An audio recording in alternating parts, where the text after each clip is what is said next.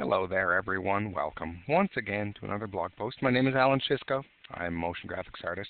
Today we're going to take a little look at some camera animations and a couple of different approaches to making that camera move. Now, After Effects is, we'll call it a 3D program. You do have a camera in there. You can fly around in 3D space, and a lot of people have a lot of trouble figuring out just how to do it. This is in particular reference to a blog post that I did a couple of months ago. It's this one here. I was talking about Zaxworks layer tools in production. But I had a couple of people actually send me a note saying, how do you do that camera move? You can go to this post on my blog and check it out. You can see what happens is the camera kind of swoops down and orbits around this thing right here and then kind of stops. Now, there's a couple of different ways that you can do this, and I'm going to take a look at them, and we'll address the different ways that you can do it, and the positives and the negatives and all that kind of stuff, and we'll see how it's done. All right, let's go over to After Effects. So what I've done here is I've set up just a very basic composition here. If you go to the blog post, you can actually download this project, and you can load it up so you can see how it all worked. What I've got here is I've got just a floor grid here, just so we can position our own selves in 3D space. I've got a camera on here, and I've also got, it's a pre-composition, it's just a 3D box that I created in another comp just so that we can get another good idea on what it is that we're going to be moving on. Now the plan here is the camera right now is up and above and to the side of this box here. What I want to do is I want the camera to move down in the box and slowly creep into it so that we get a nice little close-up on the box. Now there's a bunch of different things that are going to be happening for this. Okay, the camera A is going to be orbiting around the box like that. While the camera is orbiting, I also want the camera to go lower down so that it gets closer to the grid here, and I also want it to move in close to the box. Okay, now if you're new to After Effects, or even if you're not so new, probably what you're going to do if you want to do this is you're going to select your camera. You're going to, let me just duplicate that before we get a little bit further. You're going to select your camera. I'll just turn that one off. And you're going to open it up. You're going to open the transform. You're going to put a couple of marks in your position or point of interest in your position for the camera. I'll hit the U key just so we have those two. And then you're going to go, okay, well, around 2 seconds, it's going to go up to the camera tool. Or I can hit C, and I want the camera to rotate like this. Okay, so there's a little bit of a rotation there. I also want it to move down.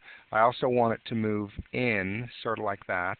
Okay, now we're going to go a little bit further along our timeline here, and I'm going to rotate it more. That's kind of, something funny's happening there.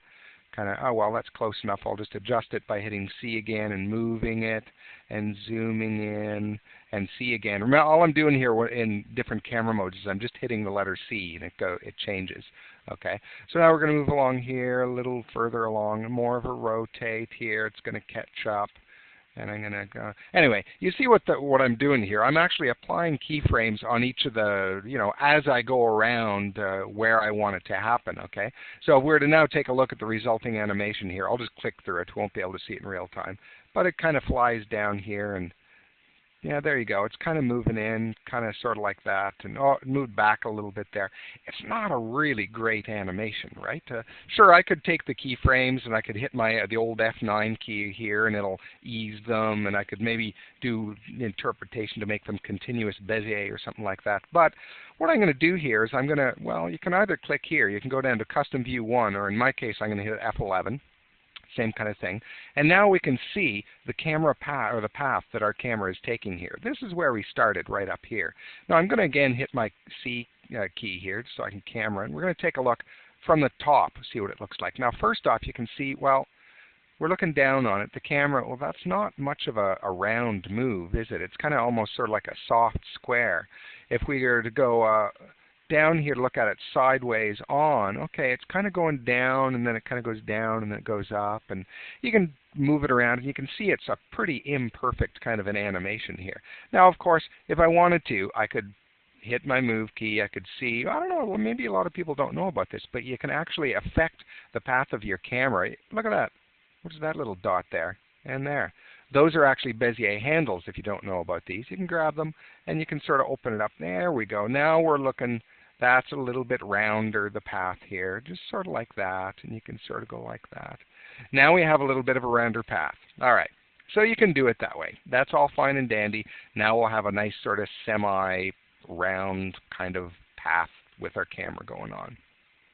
But there's an easier way. Let's figure out exactly what it is. First off, I'm going to delete this camera right here. Now, turn it back on. We'll go back to where we were. I'm going to hit the F12 key. When I hit F12, it's going to go from custom view back to my active camera. There we go. What I'm going to do here is I am going to use keyframes on this camera here, but only a couple. The other thing that I'm going to do is I'm going to use what's called a null. Now, those of you who come from 3D backgrounds, you know about nulls, and you know how powerful nulls can be when you're in a 3D kind of a situation. What I'm going to show you here, for those that don't know about it, is I'm just scratching the surface of how a null can help you in your camera animations in After Effects. All right? So, first thing I'm going to do here is I'm going to create a null. You go up there by doing Layer, New, Null, and you can see this is one of those ninja keyboard shortcuts that I love to use whenever I have clients around. Control, Alt, Shift, and Y. Let's do that. Control, Alt, Shift, and hit the Y key. Oh yeah, there it is. So there's my null. Now, it's a 3D null right now. Nulls, I should explain nulls a little bit. They don't render, they don't really do much of anything, but they do serve as a convenient little object for you to link to. All right, let's figure out exactly what I mean by that. So first thing I'm going to do here is I'm going to make my null, because we're in a 3D scene, I'm going to turn it 3D, right over here. There we go. And you can see it just kind of pops right into the middle here. Now, I've set up my scene. When you're setting up a scene like this, I find that it's useful to plan ahead a little bit, okay?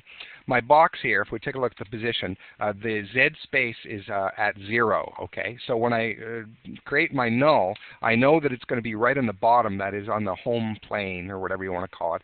If it's 0 here, it's going to be right flat on this right here. Anyway, that's just all project management. But basically what I do when I set up a scene like this is whatever my home plane is, in this case my grid, I put it at 0 in the up and down positioning. Anyway, there you go.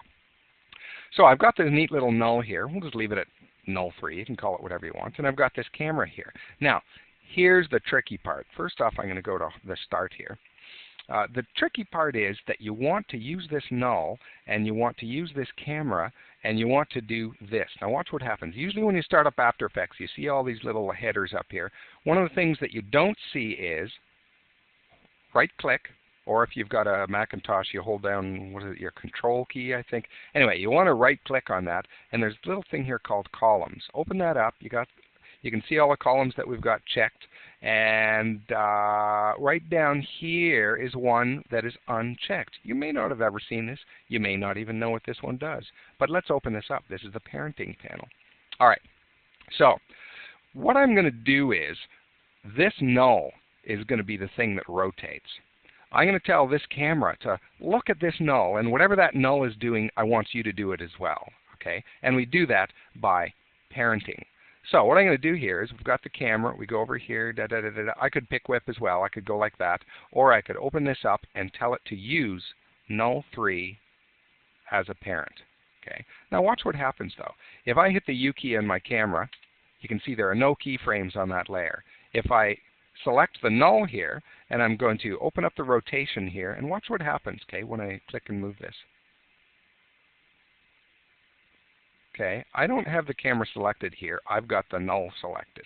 But you'll recall what we did here is that we parented the camera to the null. Whatever the null does now, the camera is going to do as well, using the null as it's kind of it's looking at it and doing the same kind of thing.